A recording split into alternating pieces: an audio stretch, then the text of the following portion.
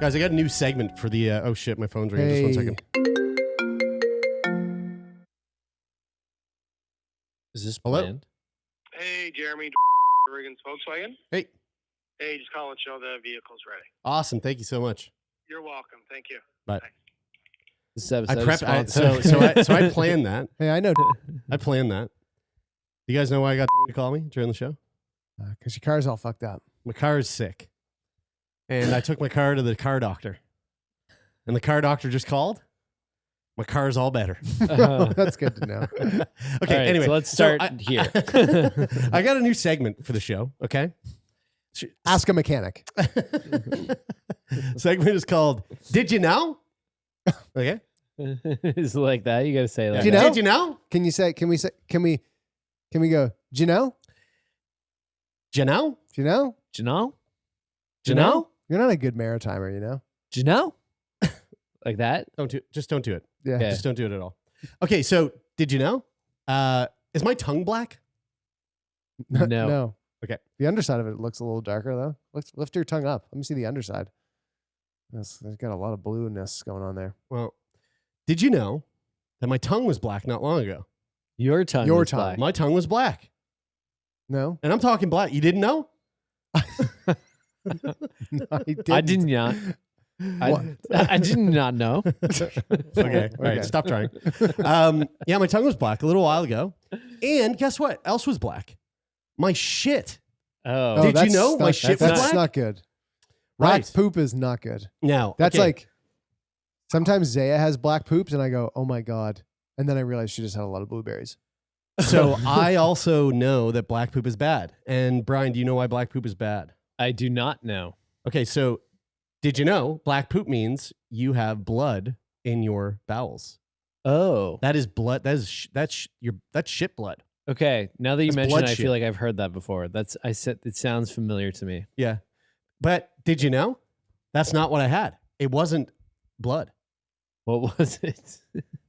Well, wouldn't you know?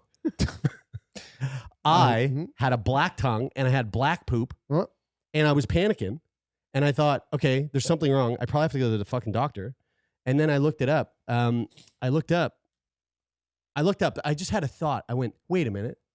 Does Pepto Bismol make your shit black and your tongue black? And did you know it does? No. Okay. Yeah, Wait, hold on. wait. Hold How on. does And pink? that, How does folks, pink and that liquid? was this week's edition of Did You Know? I don't mean to. No. I don't want to shame you or anything, but like, what are you taking Pepto Bismol for? I had really bad heartburn. When I eat pizza that has jalapenos on it, it's like a guaranteed heartburn problem for me. Because I So- feel like Pepto Bismol is a product. I could be wrong about this. I probably am, but I feel 100, I can already tell you are based on the way you're coming into this. I feel- Coming in way too I hot, feel way like- too judgmental. I feel like Pepto Bismol is a product that's really just masking an issue that you could that you need to I feel resolve. like dude, I feel dude. like by the time Pepto Bismol quote unquote works, you just got better because of time.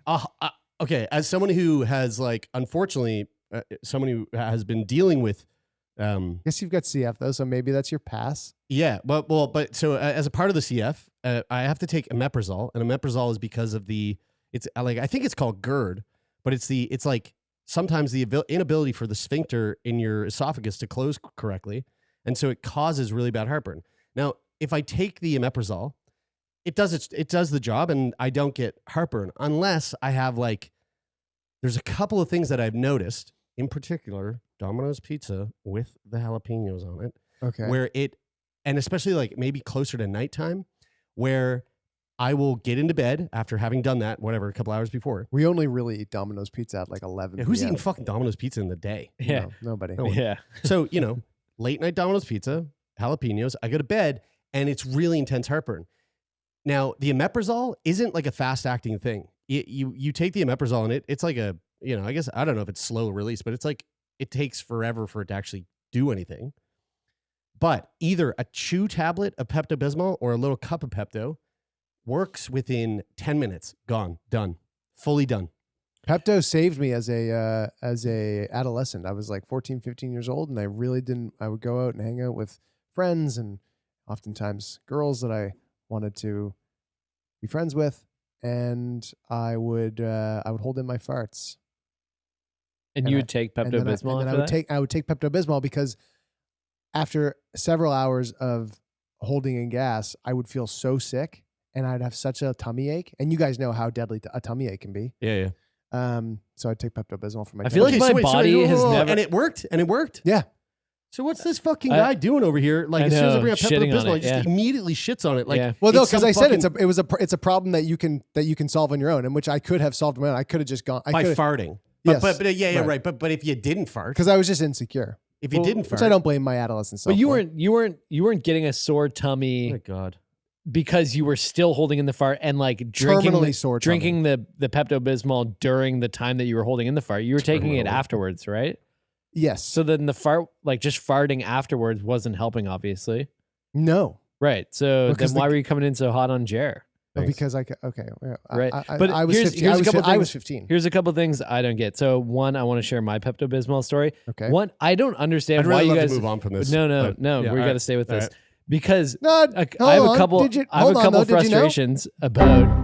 couple frustrations about one, your guys' bodies don't work well if you're holding in farts and you have to take Pepto Bismol, or like, I mean, Jerry, you have CF, so like I understand why your jalapeno Domino's hurts your belly. This is almost 2 decades ago, okay? But I want to say I've never felt the need or have taken Pepto Bismol in my life for anything that I felt it was going to make better, except once when I felt like I had really bad stomach cramps and I drank almost an entire bottle of Pepto Bismol. Probably not the recommended. Not supposed to do that. I actually watched a video the other day on the internet that said one man drank an entire bottle of Pepto Bismol, and this is what it did to his spleen. Yeah.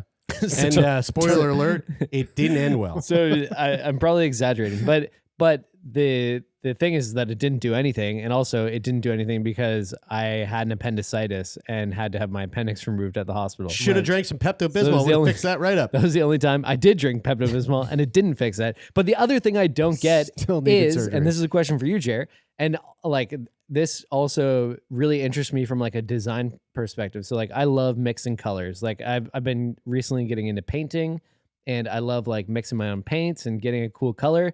And there's one thing that I do know, and that's pink mixed with its own self makes more pink. So I don't understand how pink Pepto Bismol makes black in your poop and on your tongue. That's actually a good question. I will look that up. Before I do, here's a little stat. More than 60 million Americans experience heartburn at least once a month, and more than 15 million experience it each day. Wow. Does Pepto Bismol make them better though? Guys, I mean, I think it does. Like Pepto Bismol does really work. So one common side effect is your poo or your tongue turning black. This is harmless. This happens when bismuth, the active ingredient in this medicine, comes into contact with small amounts of sulfur in your saliva and your digestive system. They combine to form bismuth sulfide, a black substance. Isn't that interesting? Now we know. I don't mean to sound elitist. Dude, you do. I mean, the funny Just thing the is way you that's open your mouth. all you ever sound. But go on. I don't mean to sound elitist, but I've never had heartburn in my life. I also don't mean to sound elitist. I've never had a brain freeze. I don't know what that means. Oh man, dude, No, that's interesting. I had a last night and had a brain freeze. It feels so good, and I fucking love. Do you know at the gas station? I don't like that word. You also don't want to be saying. I mean, we're in Canada, so it's all good. But definitely don't say. Why in the UK? Why? Is it an offensive term in the UK? What do the UK call? You get you in a hot water. Ooh, okay. Okay, there you go. See, wait, what's wrong with? What, dude? Don't say that. No, that's what it's called. I'm gonna have to go and also back and bleep all this out. Did you know that at the gas station they have cream soda flavored now? You gotta stop saying it. Jerry, I feel like you're a cream soda fan. Dude, you're making the editing of this episode so hard, and I am so hard. If you say one more time, all right. Let's move on. I don't think there's anything wrong with. It rhymes with mush guppy. Okay, say that.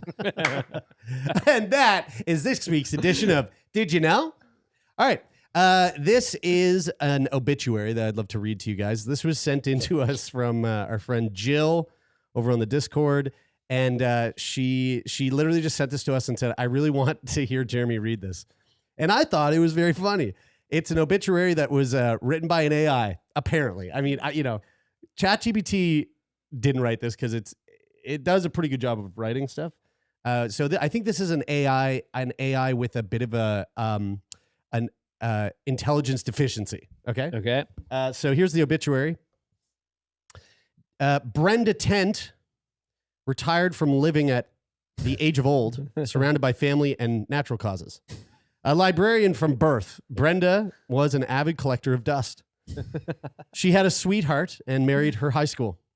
She loved having hobbies and helping her sons to be disadvantaged youths. She had no horses, but she did. The church gave her a choir because, like Bird and looked like Bird, but she owed us so many poems. The funeral will be held in 1977 at Heaven. In flowers, send Brenda more life. Wow. I think the picture of Brenda was also AI generated, I think. I hope. It did look like that, did it not? Pick that up again. It did it did kind of. That wasn't there's something going on something there. happening Either that or it was like a Could be a misprint. Like it looks like she has no nose. Yeah. Right? Yeah. And it looks like she has eyes that belong on somebody else's head. Yes. It does, yeah. All right. Well, let's. There you go, Jill. Hope you enjoyed that. Let's move on. Electric Band-Aids. Wow. Oh, wow. Okay. This is from Stina. Stina's picking up a Producer of the Week credit. Today, Northwestern engineering researchers have developed a first-of-its-kind, small, flexible, stretchable bandage that accelerates healing by delivering electrotherapy directly to the wound site. This is actually super fucking cool. So in an animal study, the new bandage healed diabetic ulcers 30% faster than in mice without the bandage. Oh, that's 30% lot. faster. Yep. Specifically diabetic ulcers, which kind of comes into play as to why this could be like really important, especially for people with diabetes. The bandage also actively monitors the healing process and then harmlessly dissolves, electrodes and all, into the body after it's no longer needed. So why wouldn't you just take it off? I'm struggling to like picture because you this. can't. So I'll show you a video here, and you can kind of capture. This is the Band-Aid, and see that little thing in the center of the circle? It's like a little sort of yeah. That's the thing that rests on the wound, and then the wound heals over top of that thing, and then it just dissolves into the body after it's done the healing. What is it made out of that it dissolves? It looks like, because like for people who can't see this, it looks like it's thin like a piece of paper in a strip. Honestly, and there's like little like electrodes. It looks like a stretched out chip on your debit card It's with gotta, like a little hoop on the end. it's got to be metal, I'm assuming. So- it would have to be metal. Yeah, so the bandage is the research was published in February 22nd in the journal Science Advances, and it marks the first bioresorbable bandage capable of delivering electrotherapy and the first example of a smart regenerative system. So this is why it's kind of big for people with diabetes. Nearly 30 million people in the U.S. have diabetes, and 15 to 25% of that population develop a diabetic foot ulcer at some point. And because diabetes can cause nerve damage that leads to numbness, and people with diabetes might experience a simple blister or a small scratch that goes unnoticed and untreated, which again can lead to things like, An infection. an infection that leads to, losing your foot. Yep. The researchers were curious to see if electrical stimulation therapy could help close these stubborn wounds. And according to Guillermo A. Amir, who co-led the study, injuries can disrupt the body's normal electrical signals. By applying electrical stimulation, it restores the body's normal signals, attracting new cells to migrate to the wound bed. He said, quote, "Our bodies rely on electric signals to function. We tried to restore or promote a more normal electrical environment across the wound. We observed that cells rapidly migrated into the wound and regenerated skin tissue in the area. The new skin tissue included new blood vessels, and inflammation was subdued." So historically, clinicians have actually used electrotherapy for healing, but most of the time that equipment is like big fucking bulky, machines that like aren't viable to like have at home or whatever. Man, I want that for canker sores. Dude. Like if they can make those for your mouth. That would be Yeah. really Now, that would be something. I find canker sores are the most. So I don't I know went what for it is. zits on my taint. Have you ever got a zit on your taint? Yeah, and you know what? Like really bad tummy aches. Here, well, so I'm glad you brought up tummy aches because I was thinking about how weak your bodies are when it Put comes that to in a bottle of Pepto.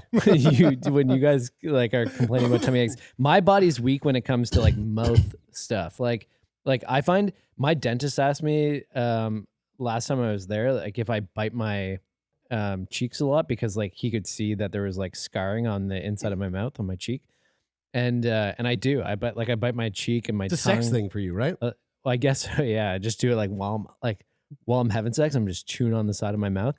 How aggravating is it to I remember you be told me that. chewing on something like like having like a really good sandwich or something, and then you bite your cheek, and Dude, you're it's just like it's you so pause and- frustrating because the thing that I find most frustrating about it is that when I bite my cheek like that, I feel dumb that I did it because my own body bit itself. right, But also, it doesn't feel like I could have been more aware to avoid it. You know, Yeah, like if totally. you stub your toe and you're like, fuck, I should have saw that, or I was trying to go too fast, or whatever I did, like I should have been paying more attention.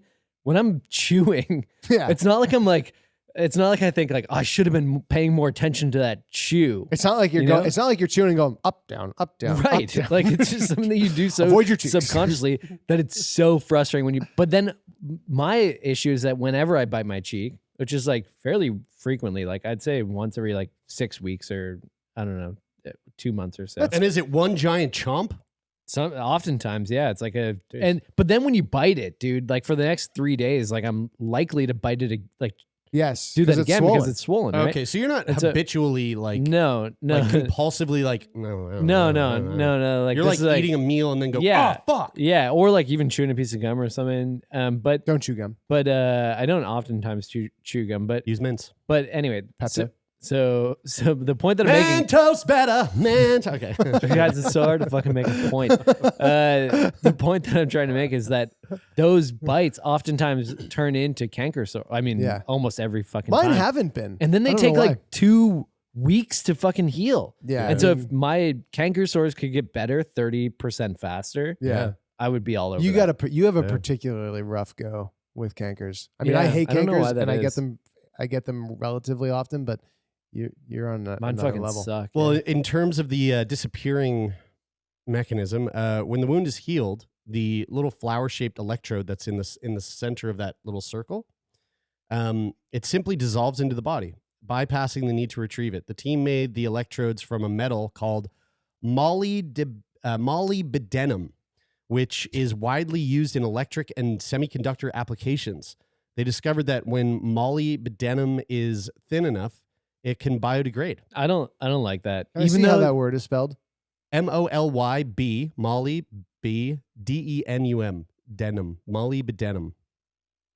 It's a Can you weird hi- word. Can you highlight it for? Or can I, Yeah. I yeah. can't Oh, find sorry. I it. thought you were looking at it. I'm really curious about like how you guys feel about something. Like I understand that if they tell me, oh, well, it's biodegradable and it's just gonna like dissolve and go away, I understand that, but there's still something like irrational about that Dude, yeah. that I feel about that, like having a metal dissolve into my body and Fucking- go, nah, that's fine. Donut shit bags. Yeah, but you got that says biodegradable on there, and like I don't feel comfortable just taking his poop bag after he pooped in it, Throw it in the like woods. swinging it around like this until it gets enough centrifugal force, and then whipping it into the woods. I don't do that.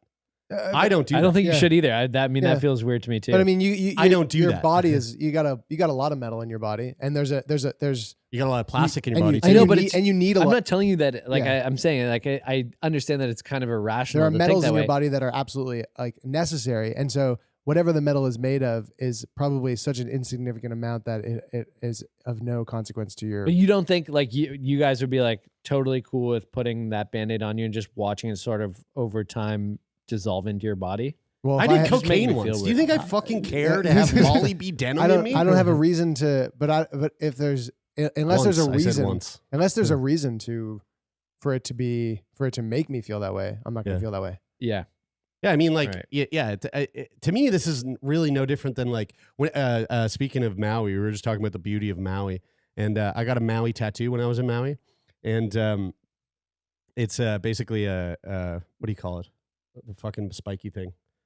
Urchin. I stepped on a sea urchin. And Oh. all the hypodermic needles that are like on the back of the sea urchin, they all went into my foot. Ouch. And so and the thing is, they're so delicate, you can't pull them out. You pull them out and they just snap off inside you. You had a bunch in your foot, actually?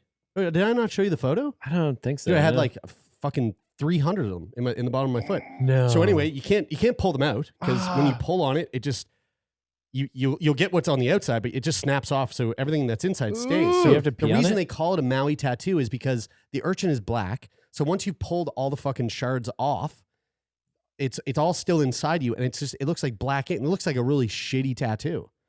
But are they little dots? Well, no, they're so small and they're so clumped together that it looks like it just looks like a little splot of ink. Oh, crazy. Of black, and they're hard, right? Like if you took it and you could snap it and go, like you can hear it. But anyway, that just absorbed into my body, became this like little nodule, and then like over a few months, I would watch it, just kind of like traveling up my foot, like around my foot, and then it just kind of disappeared. Again, probably biodegradable. Didn't really hurt me. I don't think that's how that word works.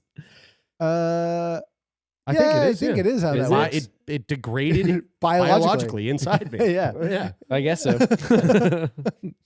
So anyway, yeah, it was. I can't believe you did. I'll bring up the photo and show you after this because No, I it's don't think it's so. a pretty Maybe you did, fucking maybe I gnarly forget. picture.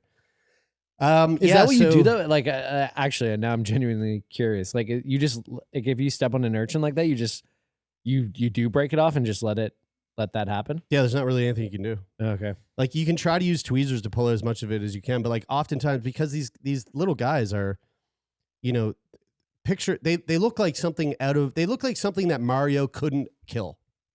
Right. Because he's not allowed to jump on it. Right. The only way you could kill it is if Yoshi ate it. Right. And then spit it back out. Right. Okay. And it was some sort of like upgrade once you spit it out. But Right. when you do that, does the urchin die now? Now I'm sad about it. Like, That's that's a good bee question. stings I you or doubt whatever. it. And I then did. the I bee feel like dies? I feel like it just goes. Oh, you just took a bunch of my like if you stepped on a porcupine. I mean, I guess it depends on how big that porcupine is, how small it is, and how big you are. But no, like you'd step on the porcupine, you get fucking stung, and it goes, here, take some of these with you, fucker. Don't step on me again. Okay.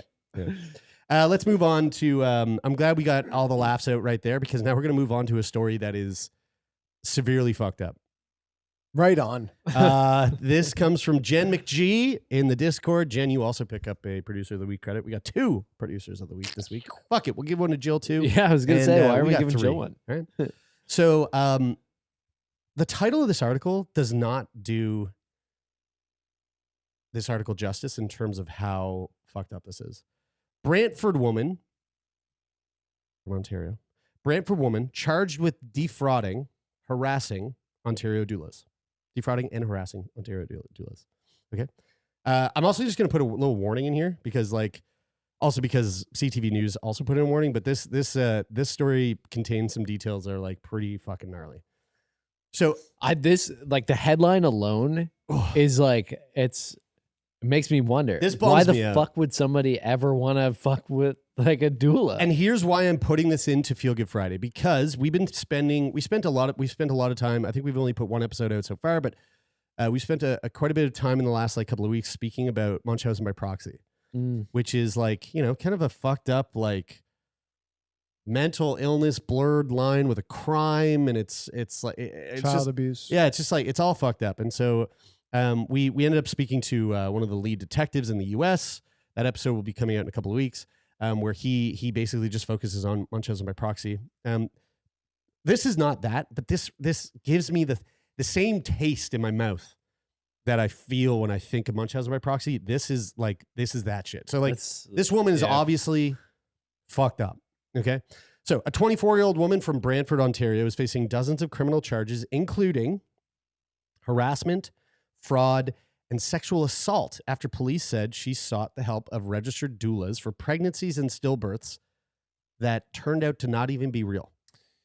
Oh, that's super interesting. Caitlin Braun is alleged to have misled numerous doulas, professionals who provide support during pregnancy, childbirth, and postpartum period, lying to them about being pregnant or carrying a stillborn while falsely using their services. Okay? This is So she is paying them. This is so dark. Yeah. I mean, I would hope. Man, you know what's crazy about this shit? When whenever somebody's like carrying out an elaborate lie, like a super elaborate lie, like that, like this, yeah. That's like that. Dude, wait till you hear the details of how elaborate this was. That's like, man, how much shit do you got going on? Like, how much time do you have in your life right now? Like, think about all the shit you got to do. Yeah, you must be on a daily basis. The most bored fucking person. And you're going, let me just squeeze in like a super elaborate fabrication. It would suck to feel anxious and stressed about like, like I sometimes feel that way about my job. Imagine feeling that way about the thing that you like, the crazy scam that you put together. Like, I fucking gotta go back to doing all that. I'm like, man, I got so much. I got so much shit on the go. I'm like, man, how am I gonna get that? How am I gonna get my training in? How am I gonna I gotta make Zaya fucking French toast egg. I mean, in a way, this is kind of her training. It's crazy. Like this is like criminal training. Before you get into the horrifying details that makes me really sad about this, in a sort of kind of funny way, it is. Like, I could imagine this being like a skit on I Think You Should Leave. Like, I mean, not the dark side of it, but like the fact that, or it's like a Nathan Fielder thing, kind of. I Think You Should Leave is so weird that there could be a skit about anything on that show. Yeah. You're right, yeah. But it just feels like it's such a made up thing. It's like a terrible prank show. It does right? seem incredibly made up. Like it's like. Yeah. Like just the fact that somebody would do this sounds so outrageous that it should be a sketch. All right. So a Kitchener doula, Amy, says that she was introduced to Braun in November of 2022 after Amy's colleague, another doula in Stratford, reached out for help supporting a woman who said she was pregnant with a stillborn baby after a sexual assault. So this woman was saying that the woman Caitlin was like, I was sexually assaulted. I'm pregnant with a stillborn baby. She was talking to this doula, and this doula was like, look, I know someone reached out to this Amy woman and put them in touch. So Amy says what happened over the next 8 days was more bizarre and more heinous than anything she's experienced in her nearly 6 years as a doula. She said, quote, it's much bigger than what people can even realize, the wave of trauma, Amy told CTV. So she offered her services virtually for free to Braun, and even coaching her as she went through the labor that didn't happen. Whoa. She said, quote, the moans, the sounds she made were really realistic, even through the last stage of labor, through transition. She would even go as far as to vomit, which is the normal thing, Amy said. Now, Braun even showed Amy and the other doula a photo of a stillborn baby, telling them nurses at the hospital where she delivered had taken it for her. And from there, Braun's story escalated.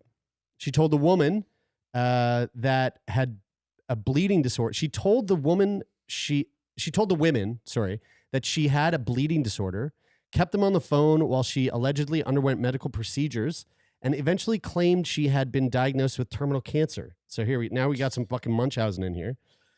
They said, we really felt that there was an individual who was alone in the world going through something really horrible, and we were just willing to put the scope of our practice aside to help her, Amy said, adding supporting Braun around the clock through the ordeal had left them sleep deprived.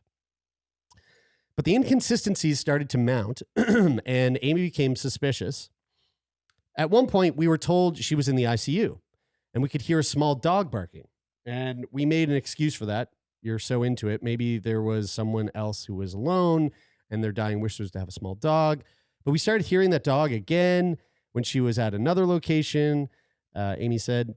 Truly, she had just created such a big story, the details started to fall apart even for herself. Amy said that her colleague eventually reported their concerns to a police crisis center.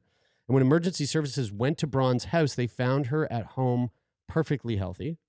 She says the experience left her feeling traumatized and taken advantage of. She said, quote, a lot of doulas become loss support doulas because of their own experiences with loss. And to find out that someone had been faking the experience they really did go through is very hurtful, very traumatizing. The police believe that there's probably more victims. Braun was arrested by Brantford police on Monday.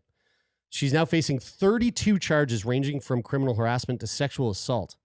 Police say the charges are related to offenses alleged to have occurred in multiple Ontario communities between June of 2022 and February of 2023.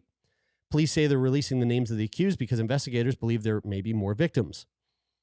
I know that there are at least 6 victims that I'm aware of, Brantford Police spokesperson Robin Matthews Osmond said. We do anticipate there are more, which is why we release the names of the individuals. Anyone with information is asked to contact the Brantford Police at 519-756-7050, extension 2262, or Crime Stoppers.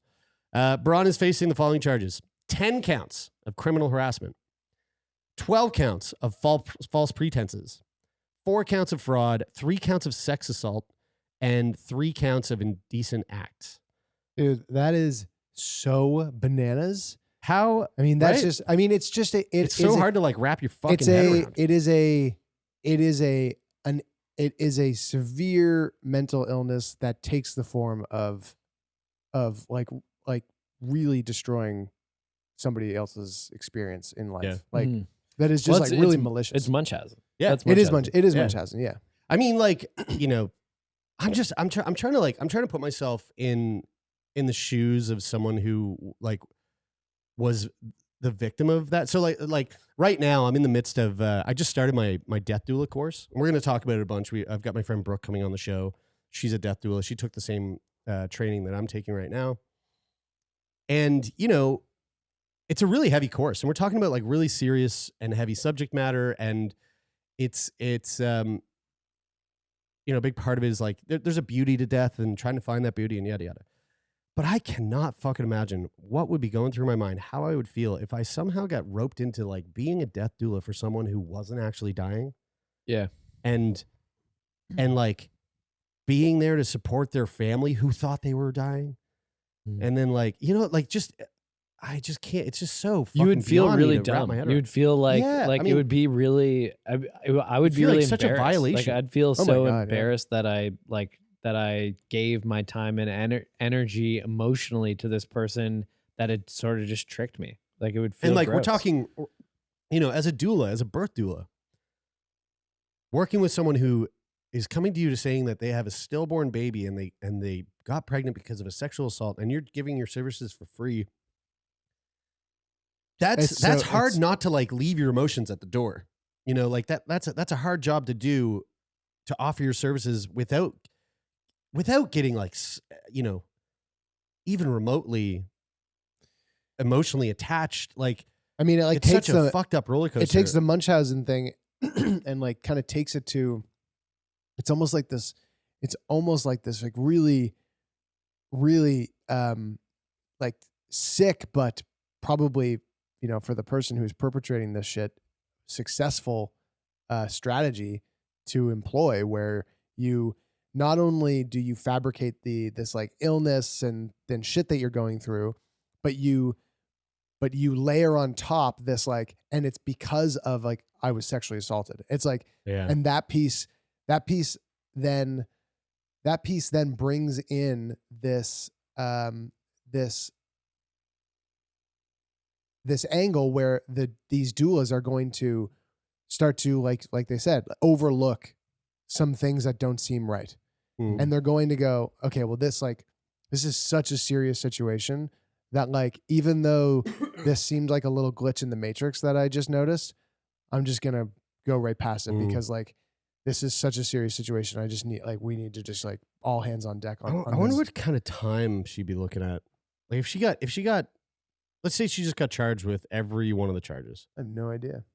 That was that 12, 22, I mean, 26, every one of those charges is going 29, to carry a different 32, level. 32 counts of charges. It sounds like a lot of time. It does. I mean, it sounds like a when you big add it time. all up, I feel like it can't be less than 5 years. Yeah. Anyway, our thoughts go out to anybody who was victimized there in that, and hopefully this. That's wild. Now wash Sick that down individual. with a green beer because it's St. Patty's Day. Yeah, okay, well, actually, we're gonna wash it down with an article that you sent me today, and this is an article that I found. I found to be kind of interesting because I feel like we've talked about this on the show before. But before we get into it, it reminded me of this news. piece that was covered on the news recently. It is that time of year when everyone seems to be getting sick. But do men suffer from worse flu symptoms than women? A new article is exploring the science behind the man flu and whether it's a legitimate medical condition. Sounds like Fox News. I mean, I definitely get worse tummy aches. Yeah. I'm a tummy ache survivor. Yeah. I'm sure Kyla had a couple tummy aches while that baby was trying to rip out of her. Hey man, you know what? I have had this because Kyla deals with, like, she's got allergies, she's got a thyroid disease that she manages. Like she had a fucking baby. Like she has gone through so much physical shit and like handles and manages that shit all the time that when she gets like a little sick, she just manages it so well. But isn't that the case that I don't. And so when I get a little bit sick, I'm like, life's over. But that is hard. And you know what? Honestly, I think she deserves a trip to a beautiful place like Hawaii or something. Just a fucking little getaway, you know? That'd be nice. I agree too. You should do that. You should do that for her. If you love her, you'll take her to Hawaii. So anyway, the other thing I wanted to say is that on Monday. Is that the pain threshold. That's really funny. I'm on your side, Kyla. The threshold of pain that women feel like isn't it science that women have a higher pain tolerance than men? You sound like Ron Burgundy. Isn't it science? That's science. I right? believe it's science. I do remember hearing that somewhere. But like, and even when you. But guys, actually, like I do remember hearing that somewhere. The like period one of pain, my senses absorbed that. I mean, yeah, they give birth, we don't. You know when guys wear that like period pain test thing or whatever. That's like you put it on. Yeah, I've and read about that. It simulates a period pain thing. You guys are so fucking dumb. That guys can't handle the same pain tolerance as women when it comes to like the period pain. I wouldn't be simulator. surprised about that. So I just assume that like in the same way that they have a higher pain tolerance when it comes to like physical pain like that the same is true with like getting sick or like having a cold. I don't want to sound like the guy that isn't on the ladies' team here, but I bet it's a little bit more nuanced than like women have higher pain tolerances than men. Oh, I feel like it's very much like it really depends on who the fuck you are. And what you've been through. Yes. I mean, anything that you're stereotypically true. Anything that you're reading on this, they're going like in general. Yeah. In general, that's what I'm saying. They're not. But is that not true? Obviously, it matters who you are. I'm asking because I know for sure not a single woman has a higher pain tolerance than me. Because mine's high. Anyway, so why do so many men avoid doctor's visits? I know that all three of us are bad at this. Yeah, I am. And this is an article. Well, you're pretty bad at it. No, but I'm pretty sure you passed out on the toilet like while you're shitting one time or something. No. You had a stomach ache. Your tummy aches really are bad. You had such a bad tummy ache. You went unconscious, woke up, and went, I'm good. I took a nap. Dude, you passed taking a nap and falling on the floor, hitting your head from standing. You passed out at a fire, and I gave you CPR. Yeah. And then we should take you to the hospital, and you're like, no, I'm good. Still didn't go. I was good. Okay, so this is a New York Times article, and I'm just gonna kind of like summarize the article. In the article, the author is discussing the phenomenon of men avoiding doctor's visits. Even when experiencing symptoms that should prompt them to seek medical attention, like we just brought up there. The author recounts a personal anecdote about her father-in-law who delayed seeking medical care until he required brain surgery. That's pretty big.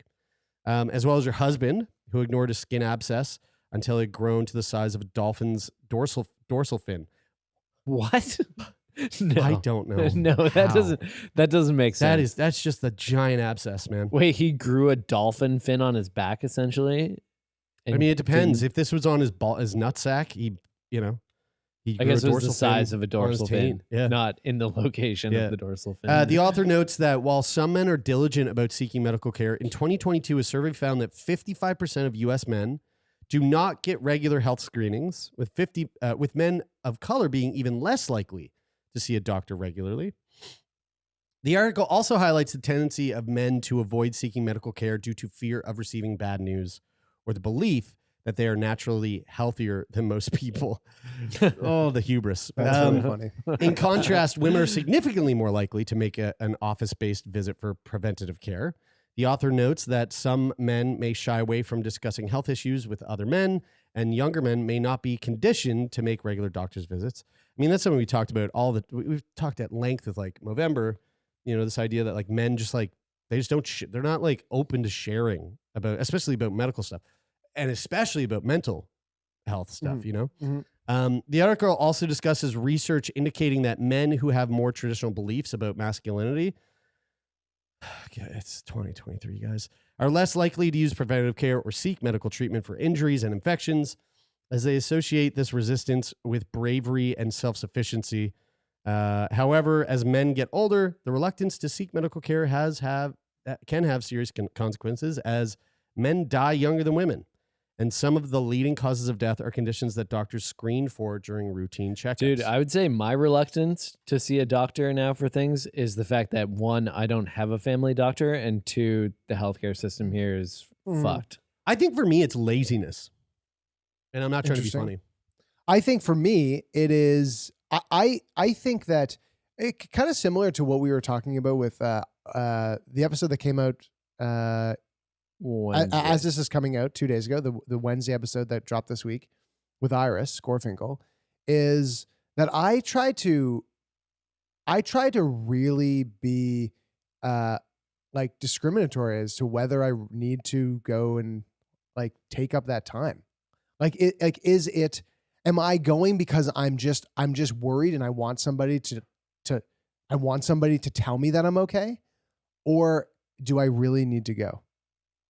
And oftentimes that line can be pretty blurry. Sometimes that line can be blurry, but I'm not. But I can say pretty confidently that I'm not going because of some subconscious, like, slight on my masculinity or a feeling of weakness or something like that. It's just that I'm going, is this something that I need to use my time and a doctor's time to figure out, or is this something that I can like reasonably, with a reasonable degree of certainty, say like, this is either a momentary thing that I'm experiencing, something that I can treat myself with, whatever, a Tylenol or. But I think the healthcare system is supposed to have options for you to be able to do that in a reasonable way, where like so for example, I don't disagree with you, but that's not the case. No, and I agree with that from the perspective of like, I don't have a family doctor, so I either go to a walk-in clinic and see a doctor that I don't know at all and hope that their opinion on like,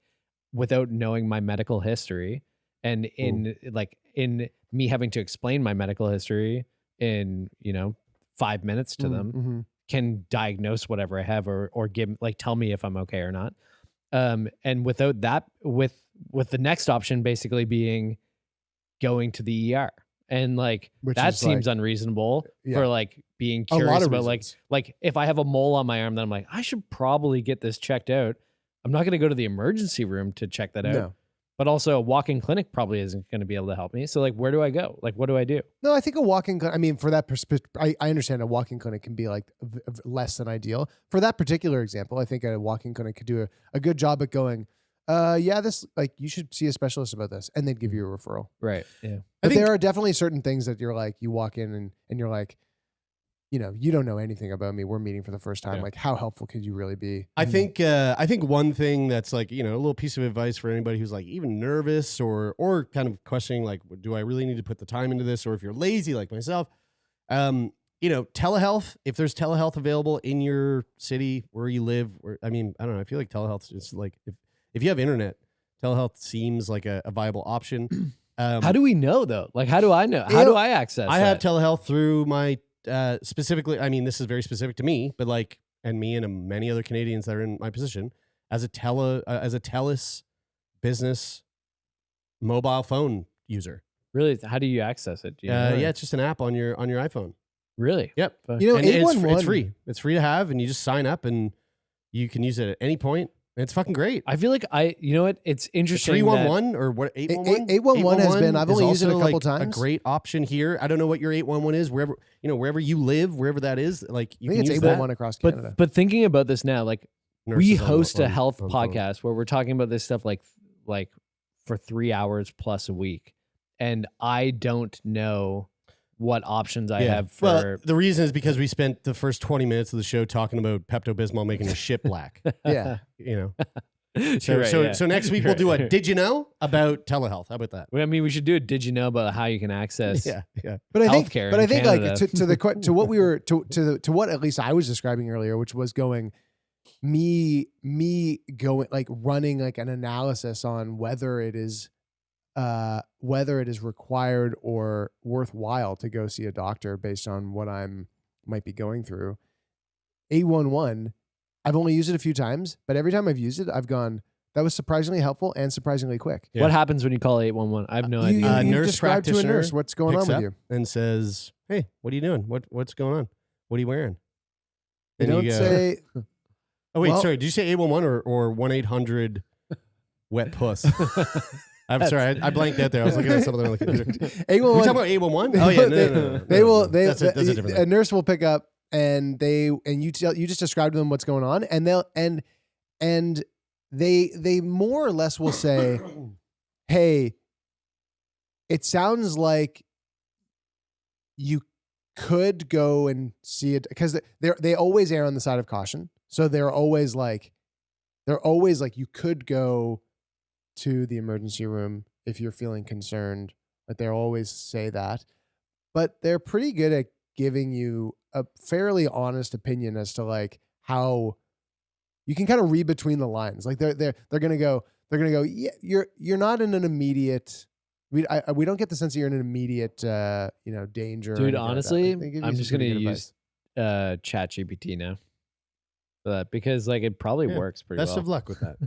advice. All right, let's move on to a very, very fascinating article that I believe was also brought to us by Stina. So thank you, Stina. You're on a roll this week. Are you guys familiar with nuclear disasters? I am. Oh yeah, how about Chernobyl, Chernobyl? specifically Chernobyl. Specifically Chernobyl. The most iconic nuclear I mean, I disaster watched of the all show. Yeah, well, if you're not familiar, Chernobyl was a nuclear disaster that took place on April 26th, 1986. It was not good. It was definitely no. It was definitely bueno. not good. But the dogs of Chernobyl are now genetically different than other dogs in the world. That makes sense. Like for the better or for the worse? Well, why don't you tell me? Look at this little guy. Oh, I mean, I don't know. Maybe they've that looks pretty cute. maybe they developed a some type of genetic resistance he's pretty to cute. radiation poisoning. Yeah. They all have 2 buttholes. That is cool. Just joking. Although the dogs of Chernobyl are genetically distinct to others, they're still very. Although the dogs of Chernobyl are genetically distinct to others, they are still very good boys. That's the good. title of this article. So, new research has studied hundreds of the freewheeling dogs that roam the ruins of the Chernobyl disaster, nuclear power plant disaster site, and found that exposure to radiation may have made them genetically distinct from other dogs elsewhere in the world. So again, following the disaster in 86, around 120,000 people living in the surrounding area and nearby city of Pripyat were forced to evacuate and abandon their homes. This includes many pet dogs who, against all odds, managed to establish a sturdy population that still lives in the irradiated land that surrounds the decaying power plant. In a new study, scientists looked to gain a deeper understanding of the unusual dog populations living around Chernobyl in light of the harsh environmental contamination that many are exposed to on a daily basis. With the help of blood samples collected from the stray animals between 2017 and 2019, they genetically analyzed 302 dogs from populations living within the power plant itself. That sounds Within dangerous. the power plant? Yeah. These dogs are crazy. I don't want to I don't. Look at these boys. I could be like. I They're don't cute. kind of look like Tigme, but big. I don't think I'm Big me. Big me. Oh yeah, they do. That's funny. I don't think I'm wrong about this. I watched a Veritasium video where he went to Chernobyl and he was doing like radiation I remember that. That was an readings and stuff. amazing video. There's really Where like he had the Geiger Geiger counter as he counter. was going. there's really like And then there's he found a cache in the ground, and he opened it up, and there was nuclear rods worth $17K. Yeah, he found two, Yeah. And a couple gas two separate masks. ones. and then he And exfilled a document, a and then note. and then he exfilled successfully. A little bit of Call of Duty speak. He the radiation is only like radiation outside of like a few rooms in the building, and then obviously the reactors that they built Right. the dome over. Right, but Like- I think it's like Like it's the cool if you're radiation- there for like a Veritasium video where you're there for a couple of days. But like if you're like No, I'm I pretty sure. live here in the dome. in the dome. Well, no, you it's can't gotta live in be the fucking- dome. No, I but live. Isn't I the live. dome breaking down? It's the elephant. no, foot. it's Isn't made. it called the It's elephant's made. foot? It's made to be there for 100 years. So it'll be there for another.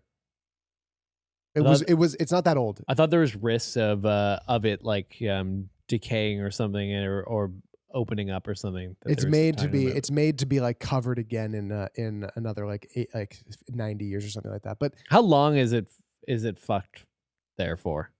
Millions and trillions no, of years. no, guys, and don't quote me on this, but I'm won't. pretty sure that this is true. I'm pretty sure, like, if they wanted to repopulate the town, they could, and there'd be no issues. I'm sure it's- some people's pee would sting and like stuff like that. No, like I'm pretty sure that is the misconception is that it's not a dangerous surrounding area to be in. It's like you obviously don't want to go into the rooms in the plant, and you don't want to be hanging around the dome where the reactors are. But like the surrounding area that they evacuated could I think safely be repopulated. Scientists have previously said due to the huge amount of contamination in the Chernobyl area, the exclusion zone will not be habitable for many years. Experts have said it will be at least 3,000 years for the area to become safe, while others believe this to be too optimistic. It is thought that the reactor site will not become habitable. That's the word is so hard for me. Habitable again for at least 20,000 years, according to a report in 2016. Yeah, the reactor. That's the reactor site. But they're also saying that the what's it called? Surrounding area, the exclusion zone. Yeah. They're saying 3,000 years. I wonder what the size of that is. Habitable for I mean, humans, because we know the dogs are thriving. well, the dogs are killing it, dude. Yeah, the dogs are I didn't killing even get to that point. So the dogs are living inside the power plant, and they're licking the fucking elephant's foot or whatever that thing is, and as well, and they also were testing the dogs that were about 15 to 45 kilometers from the disaster site. Okay, so just by looking at the DNA of Like the an dogs, aisle of dogs in there. living Yeah, right. close to Chernobyl, it was clear that they were genetically different from the pets living elsewhere in the world, which the researchers believe is a reflection of the ionizing radiation they've been exposed to for generations. In total, the new research found that this population contains 15 complex family structures that were unique compared with other dogs. However, it's also clear that the dogs move around the different areas and breed freely with one another. So these dogs are just walking around, fucking, sniff each other's butts, pissing on All the same stuff. all the same stuff. I mean, like, I was going to say pissing on fire hydrants, but I doubt they had many fire hydrants because they really fucking bungled up that disaster and didn't put that fire out very quick, did They they? didn't. They no, really They bungled let it. that thing fucking They burn. bungled it bad. I think the Bungled most is a good way to put it. It I was think the most remarkable severely bungled. I think the most remarkable thing about the study is that we identify populations of dogs living in and in the shadow of a reactor, and we can tell who those dogs are just by looking at their DNA profile. To think of families living in places like near spent fuel rods is incredible and speaks to the resilience of dogs as a species. Humans would have no chance whatsoever. That's what the person said. Humans are done for. Dogs reign. All hail the dog. There's articles going in a weird place here. We also found that the dogs living in the exclusion zone are now likely descendants of pets from people that fled the area when the explosion happened. We can see the history of those pets etched in the DNA of dogs living in the exclusion zone today. By the latest count, up to 800 semi-feral dogs have been living in the land around Chernobyl, including the highly contaminated areas such as Chernobyl's new safe confinement. You guys structure. ever seen Homeward Bound? Yeah. It would be like a good sequel to Homeward Bound would be like The Chernobyl edition. Yeah, like following the dogs from the families Honestly, that dude, like fled. I would love to. It would be so amazing to rescue one of those dogs and bring it home. And then like, because my dad, when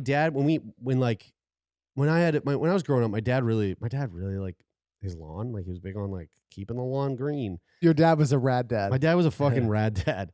For sure. He had follow some Rad Dad? green ass Dude, shoes. green ass shoes, green ass lawn, and loved his pool, you know?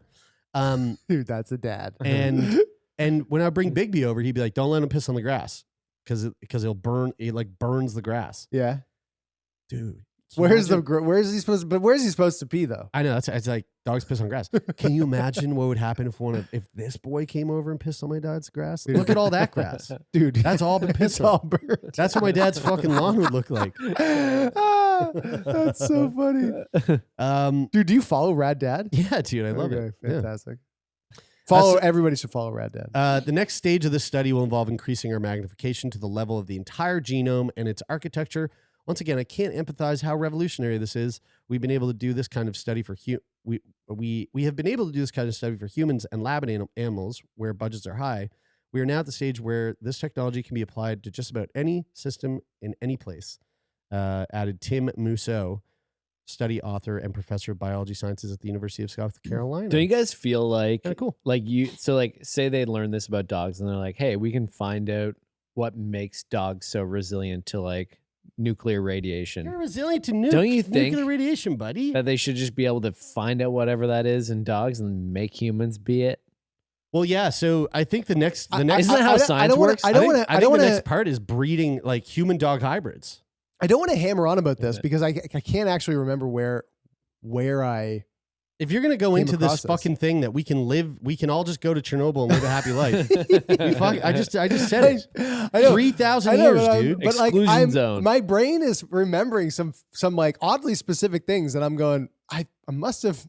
Maybe you I dreamt must- it. I must have looked into this fucking quite a bit if I'm remembering a fucking fact this specific. I think it was something. Hold on one second. I think it was something like if you are going to be exposed to like a similar amount of radiation if you were to live in like the surrounding area of Chernobyl, like not at the site, obviously, but like As you would living in an X-ray machine. Yeah. No, as you would if you were like a extremely frequent flyer, because you get exposed to way more radiation when you fly because of where you are in the atmosphere. Right, but it's and it's not really good. small amount. It's not good. Like you're exposed to way more radiation than you are. That like the radiation is expressed in like what you are allotted per year safely. And if you're somebody like Jeff who fucking flies What about a pilot? 100 times a year, or a pilot, like you are exposing yourself to like many times more radiation than what like the CDC would allot as like a safe amount to be exposed to in a year. And I think that it's like not living in Chernobyl is not a dissimilar amount of radiation. So it's like, it's not like For sure. So that's You're what sure I'm saying. about that. That's what I'm saying. So- no, I'm not going to say for sure, but I that's what I'm remembering it being compared to something. Being a along those pilot lines. is worse than living in Chernobyl, or the same. Headline: Sick Boy Podcast. Yeah, confirms. That's going to be the title of this episode. So how long until Chernobyl is completely safe? It depends on the part of Chernobyl you're talking about. But the highly publicized number is 20,000 years. But that refers specifically to the elephant's foot. Yeah, living on the most radioactive piece, like setting up That's inside the reactor. That's inside the reactor. setting up itself. a tent on a nuclear fuel It's a rod. reactor core. In a where the broader core sense, was. it's hard to pin down how long it will be until Chernobyl is completely safe. Experts estimate anywhere from 20 years to several hundred years because the contamination levels are not consistent in the surrounding areas. So it's just like, to be safe, never. Just don't ever go back there. Let's fucking wall it off. It's over. Fucking let the dogs reign. All right, Okay, folks. let the dogs have it. I hope you enjoyed that. That was really fun. If you want to support the podcast, you can come on over to the Discord where you can get a sweet producer credit. Like we handed out 3 of them today. That's big. I don't think we've ever done that. And the Those are hard to come by, and also they're worth something. So now ladies, and Jen, now that you have those, take them, sell them, and make bank. Yeah, So, just like how corporations sell their buy green credits to offset their CO2 emissions. That's right. So if you want to make some moolah, come on over to the Discord. We've also been toying with this idea, and let us know by email maybe if you agree with this, but we were thinking about taking those producer credits, and then if you earn a certain amount of them, you can then actually bring other people into the Discord server, and if you refer them in, they come in under you, and if they get a producer credit, then you actually benefit from that by getting more credits yourself. And then if that person then brings someone in, then you can get also a part of their producer And if you start credits. to think about it, it's like you're at the top, and then there's a few people under you, This sounds like a rug pull. and then This sounds like a rug pull. and then underneath each of those people, there's a few people, and so like the base keeps getting wider. Yeah. If you Towards want the to bottom? join, Stina's network's getting pretty full, but I think somebody that Stina brought in under her is doing pretty Leave well. a So. rating or review on Apple Podcasts. Leave a rating on the Spotify mobile app, and we'd love to see you in the Discord. It's fun over there. It's fun. Yeah, and if you want to sit down and have a coffee, I've got a really great business opportunity that I'd love to speak with you about. Have you been in the market? Have you been in the market for Tupperware? Guys, did you know that there's somebody in our Discord named Cloud, and then there's somebody also named Clouds? It's really sweet. I did not know that. I love that because That's Cloud is my favorite video game character of all time. Cloud Strife. From Final Fantasy. Final Fantasy VII. And let us know what you're thinking about the show. Send us a DM over on Instagram, and if you want to be a guest on the show, then absolutely go over to the website, click on that button that Brian's so proud of. That will bring you to fill out the guest form. The button feels good to click. Have you guys clicked that button? Does No, I feel haven't, really- but I'll do it right now. Brian got a creamy keyboard. I did get a keyboard, yeah. I'll press it right now, bro. How good does that feel? Oh, It feels pretty good to click that, doesn't it? If you want to see what Jared's talking about, like Taylor said, head to sickboypodcast.com. Thanks, as always, to the folks who help make this show a possibility. Jeff Lonis, our manager, we love you. And Rich O'Coin, thank you so much for the theme music. And that is it for this week. I'm Brian. I'm Taylor. And I'm Jeremy, and this is Sick Boy.